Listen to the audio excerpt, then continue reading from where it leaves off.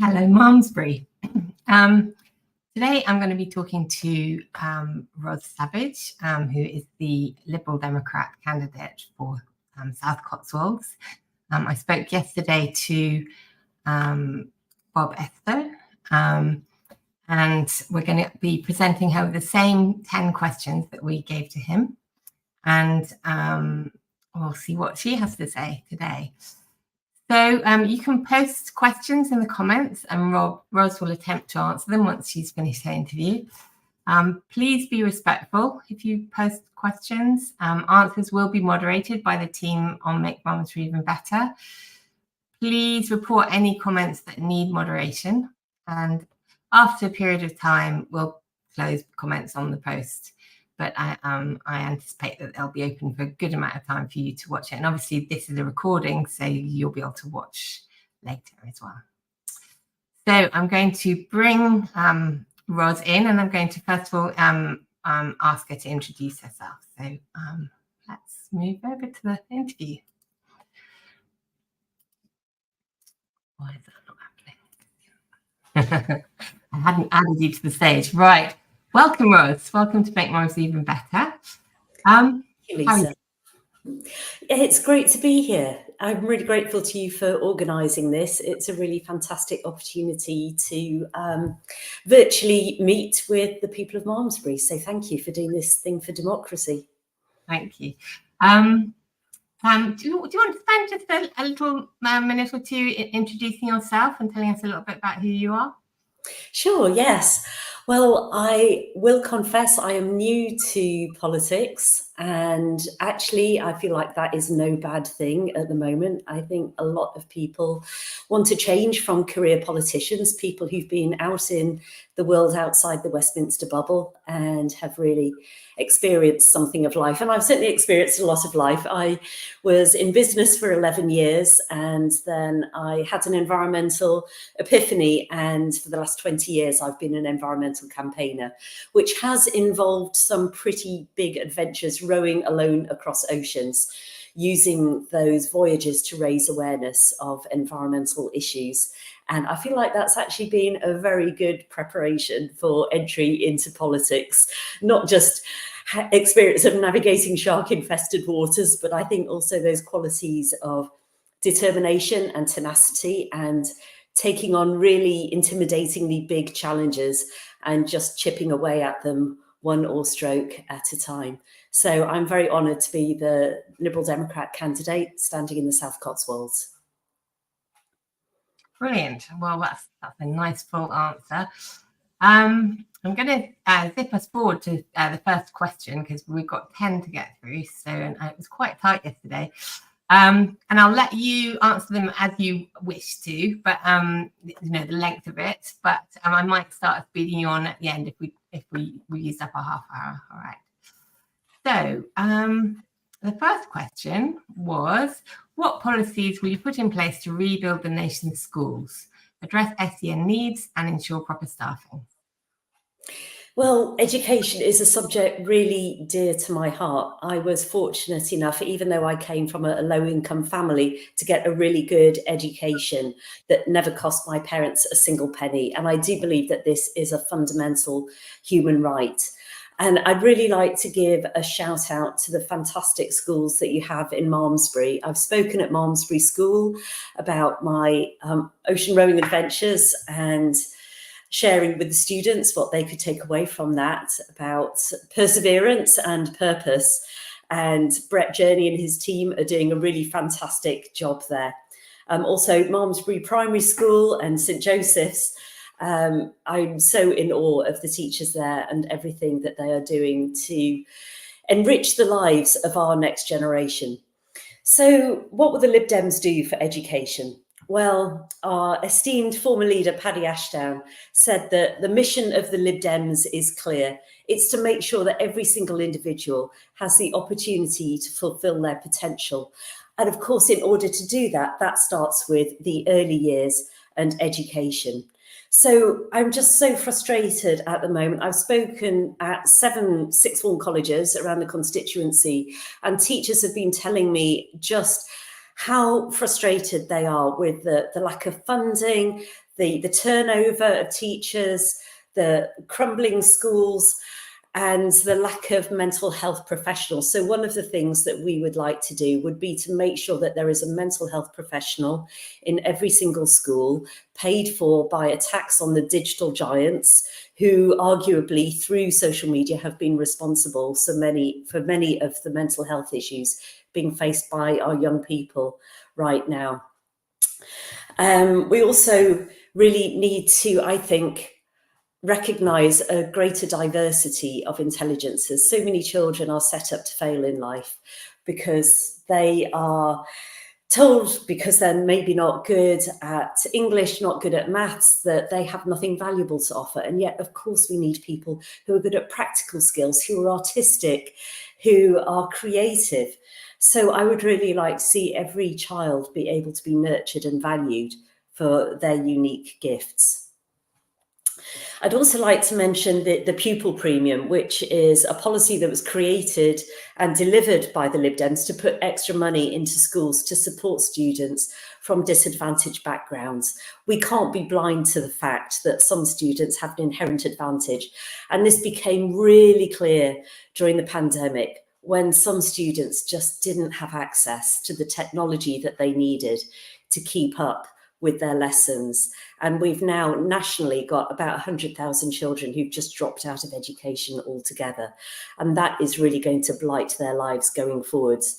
So we're really more in need than ever of these pupil premiums. About 1 in 6 students at Malmesbury Second School receive it, and 1 in 8 at Malmesbury Primary School. And that is having a real impact, this wonderful Lib Dem policy.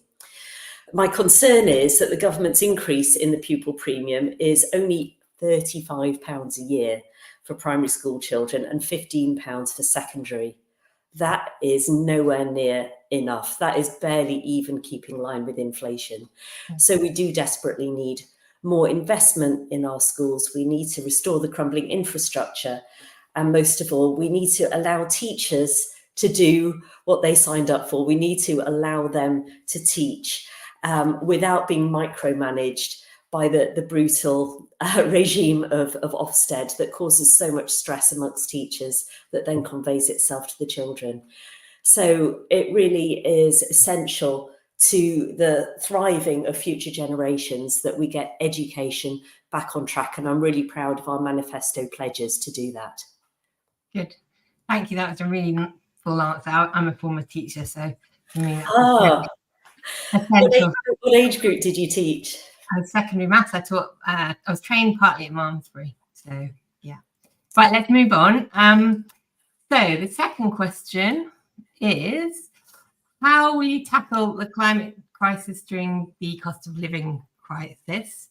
Why should we be adopting more green initiatives at this time? Well, I feel like this question maybe presumes this myth that a more sustainable future has to cost a lot of money, both nationally and individually. As I mentioned earlier, I've been an environmental campaigner for the last 20 years. So this really is something that I've thought about a great deal. I've done a doctorate on it. I've written a book on how we can get to a more sustainable future. And it doesn't have to cost the earth in any sense of that phrase. Really, tackling climate change and tackling the cost of living crisis go hand in hand. Both challenges have the same root cause, this reliance on expensive and polluting fossil fuels, meaning that the two challenges have related solutions. In fact, solar and wind are now cheaper than fossil fuels, especially as the cost of extraction of fossil fuels gets higher and higher because we've already used up all the stuff that's cheap and easy to get to. So those oil and gas reserves are becoming less and less economic. So it makes a lot of sense to transition away from them economically as well as environmentally. We also need to be just using our resources much more carefully. So much food goes to waste with all of the carbon footprint of transporting food around the world. So I really would like to give a shout out to efforts like the Malmesbury Community Fridge and the Community Wardrobe and Fruitful Malmesbury and the Repair Cafe, where we're opting out of this throwaway culture. We are making sure that food doesn't just end up in landfill emitting methane, that it actually goes to the people who need it, and that people can refresh their wardrobes without spending a fortune, keeping those old clothes out of landfill. So I think when we really focus on what could be done within communities to use our resources more intelligently, there is really so much scope for that. And I would also really like to see much more community-led renewable energy projects. People are probably familiar, and we may well mention it again later, the massive Limedown solar park that's being proposed. And I think a lot of the resistance to that comes because it wasn't initiated by the community. It's being, if it happens, which I hope it doesn't, it's being imposed on the community. And what I would really like to see is, yes, we need renewables, but they should be smaller scale and they should be driven by the needs of the community, and the rewards should be reaped by the community.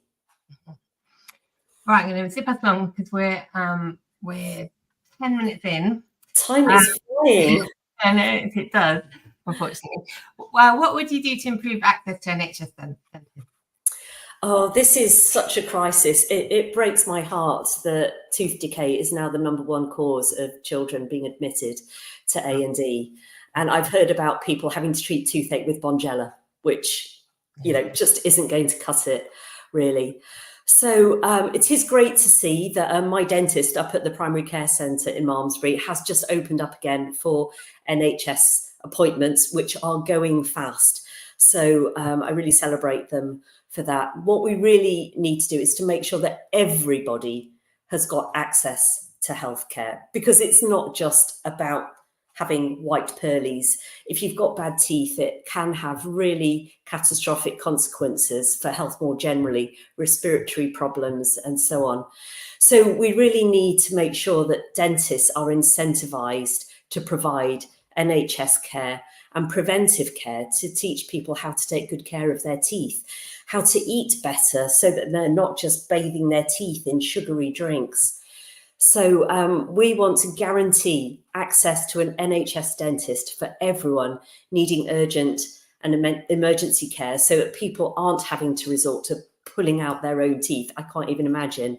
And these dental deserts that are leaving so many people just absolutely stuck, and especially given the parlous state of public transport across much of the constituency, people just can't physically get to where the appointments are. So this is a crisis, and we need to get upstream of it and make sure that that NHS provision is there for adults and children alike.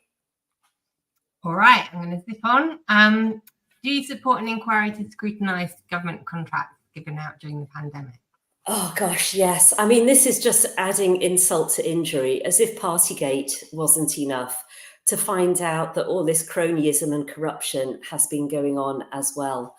So yes, not even just the government contracts given out during the pandemic. I would really like to see us embracing those Nolan principles in public life of selflessness, integrity, objectivity, accountability, openness, honesty and leadership. That does not seem to be so much to ask from our elected officials. And we would like to hold government ministers to account by enshrining that ministerial code in legislation, rather than just relying on the good old chaps theory of government, because I'm afraid the last 14 years, particularly the last few years, have really proved that we can't just rely on trusting our politicians. And it really grieves me to say that. I do believe that most politicians are trustworthy and go into politics for the right reasons, because they want to be of service. But we can't just assume that that is going to be the case. And definitely what happened during the pandemic needs to be looked into deeply, and people who exploited that situation, exploited the emergency and the emergent nature of that, they really, really need to be held to account, because that is criminal behaviour. All right. How will you help transition the UK transport system to zero or low carbon in the next decade? Well, there isn't a silver bullet for this. There are many different strategies that we need to bring in. Personally, I would really like to see a renewed emphasis on affordable, viable public transport that is so cheap that it's a no-brainer. Why would you run an expensive car when there is a bus that runs regularly enough and close enough to where you want to get to? That just makes it the obvious choice.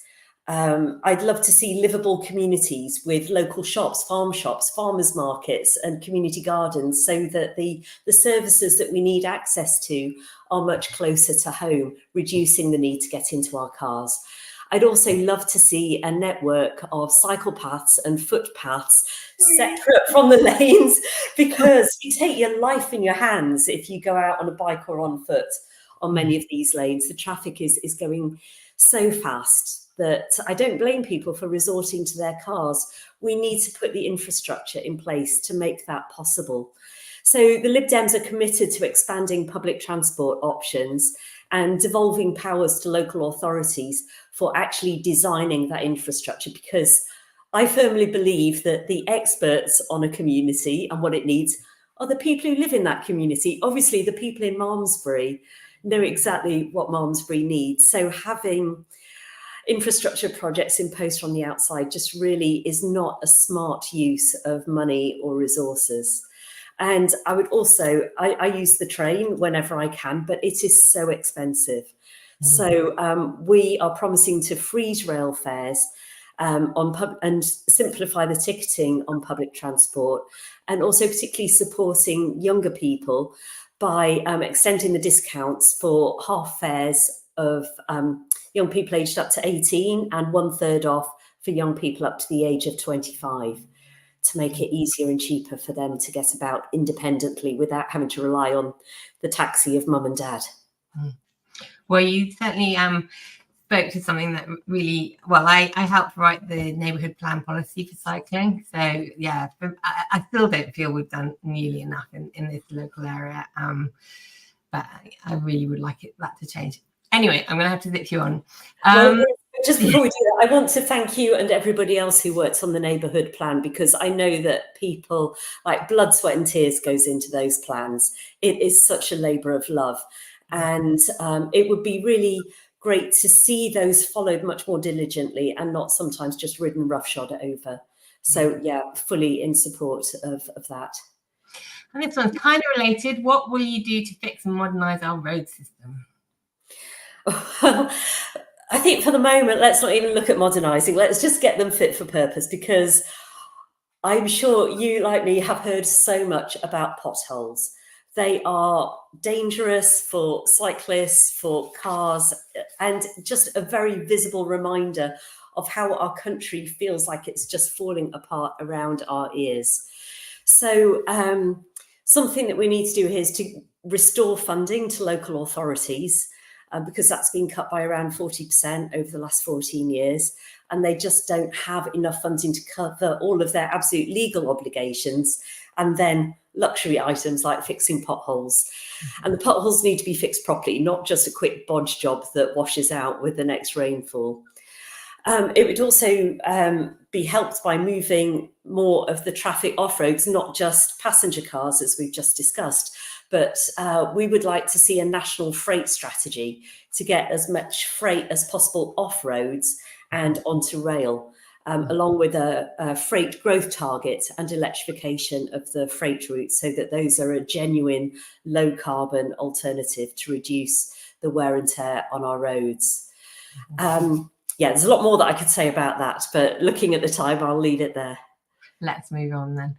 Okay, number 7.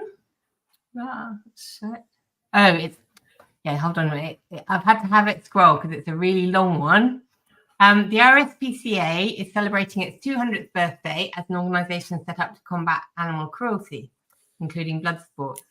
What is the candidate's attitude towards fox hunting, and would they advocate and support the repeal of the Hunting Act of 2004? Well, I think you can probably predict where the Lib Dems stand on this. We are, of course, respectful and supportive of rural traditions, but I'm afraid, to me, this tradition of fox hunting is one that we just really need to move on from. I just have to draw the line there when it comes to supporting traditions. For me, animal welfare trumps tradition. And I know that certain species do need to be controlled, but there are humane ways of doing that. And in fact, I really can't think of any less humane ways. And unfortunately, there are certain loopholes in the Hunting Act that are being exploited at the moment. Now, I realise that this is a way of life that supports many jobs. And so we would need to look at how we can help people to transition into other rural jobs if those jobs are going to go away. Hopefully something that they would find equally rewarding and supportive of the rural way of life. I just absolutely believe that everyone's rights and dignity should be respected, including those of wildlife. And yes, foxes are sentient beings. I do believe that. And when I just imagine what it must be like to be attacked by a pack of dogs, it turns my stomach, frankly. All right. I'm going to move on because I know nothing about hunting. So, 8, would you support the plans to build the Limedown solar plant in the area? And what impact do you think it will have on the local community? Well, as you can imagine, as an environmentalist, this issue has caused me some soul searching and angst. Because on the one hand, I absolutely recognise the need to transition to a low carbon economy.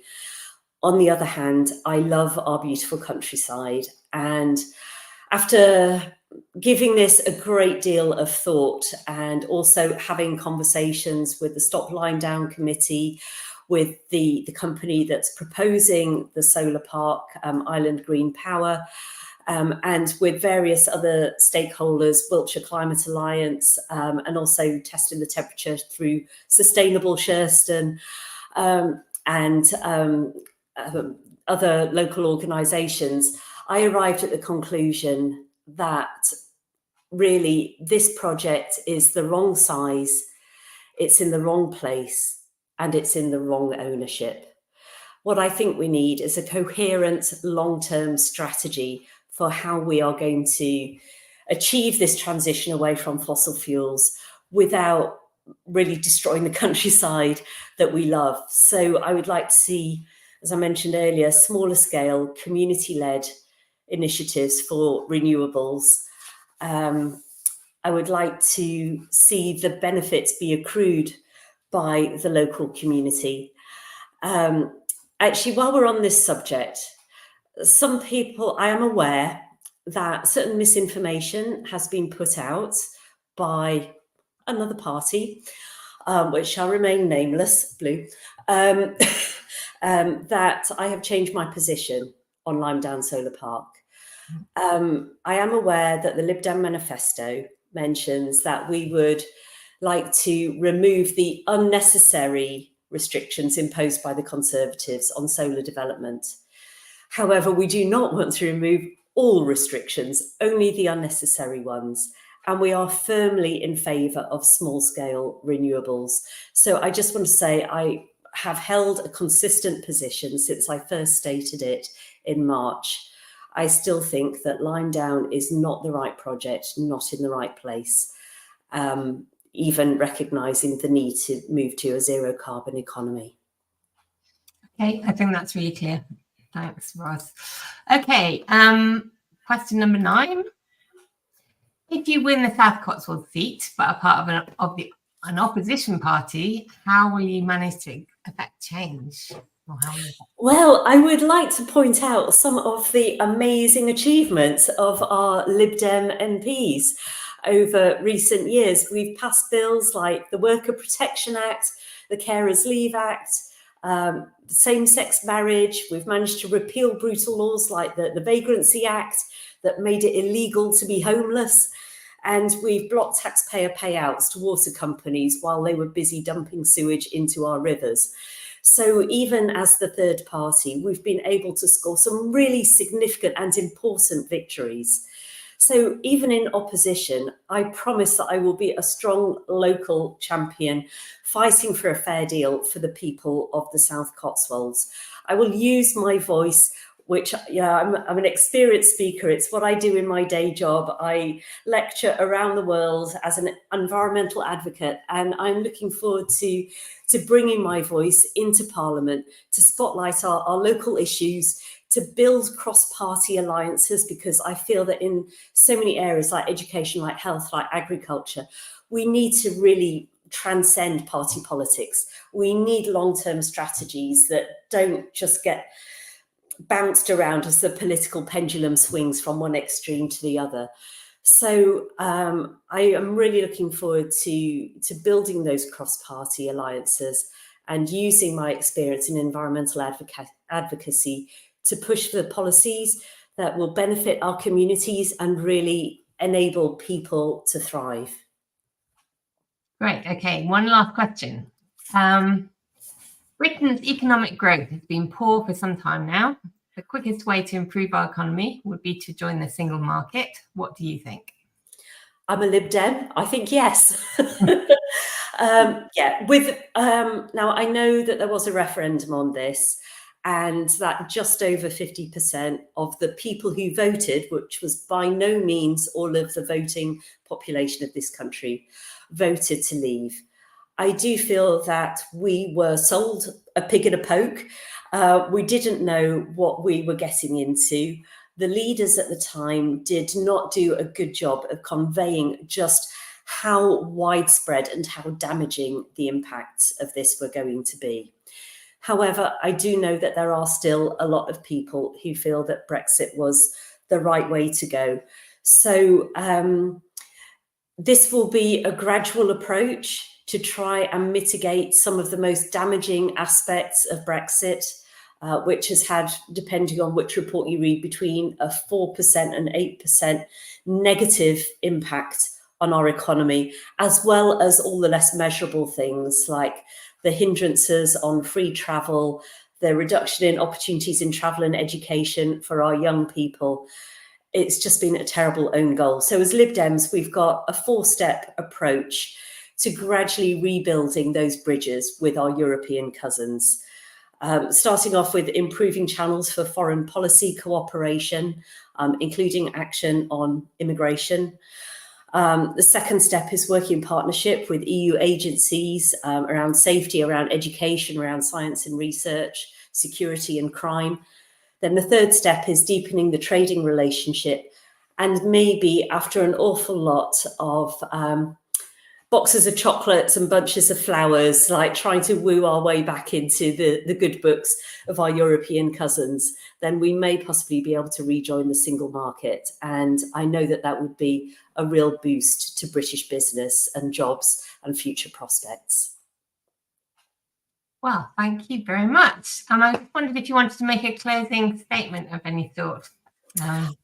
If I've got just literally 1 minute, I would like to say a few words. You started late, so you've got a couple of minutes, actually. Yeah. Okay, that's lovely. Thank you, Lisa. So, yes, just to say again, I'm not a career politician, but I have decided to step up into the bear pit of politics because over the last 14 years, I've just got more and more frustrated and even angry. And it takes a lot to make me angry, but I have been righteously angry about what has been done to this country by what I perceive as real mismanagement in so many ways by people who did not have the best interests of the country at heart. It was actually during the brief Liz Truss era, as she was busy crashing our economy, that I just snapped and just felt, I've had enough. I have to do something. I couldn't just be a bystander for a moment longer. So here I am.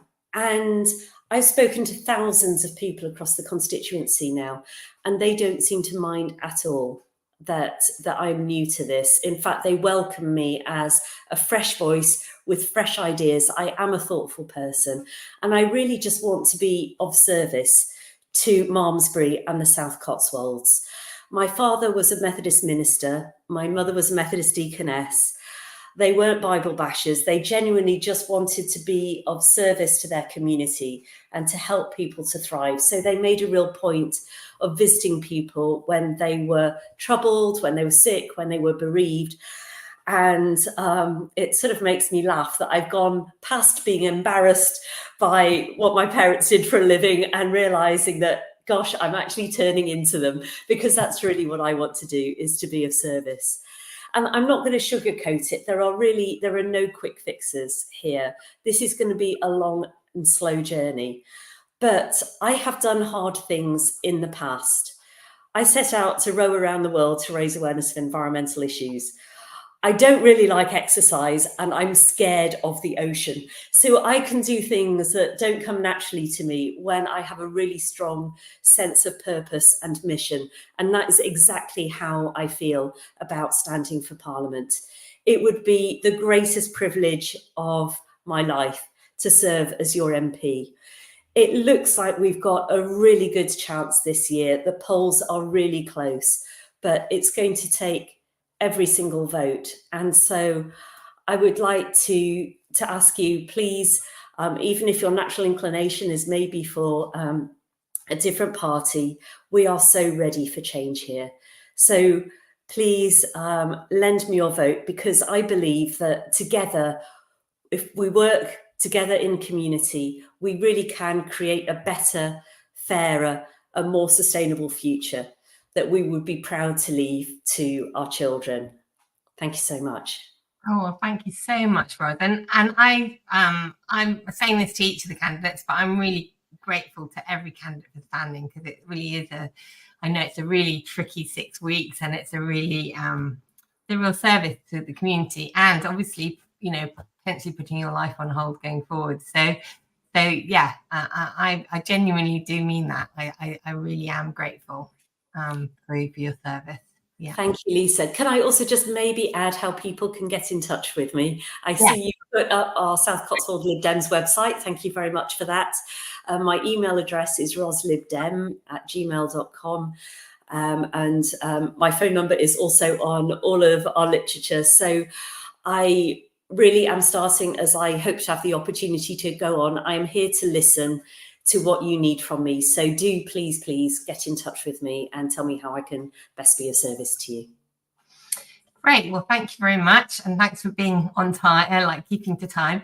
I can just debrief with you afterwards if you stay online, and I'm just going to end the broadcast. So thank you everyone very much for listening, and please do add some questions and comments into the comments underneath the post here.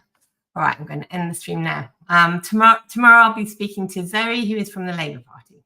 Thank you. Bye. And there's the hustings on Friday in Malmesbury Town Hall, which we hope to be streaming as well. So yeah, bye then.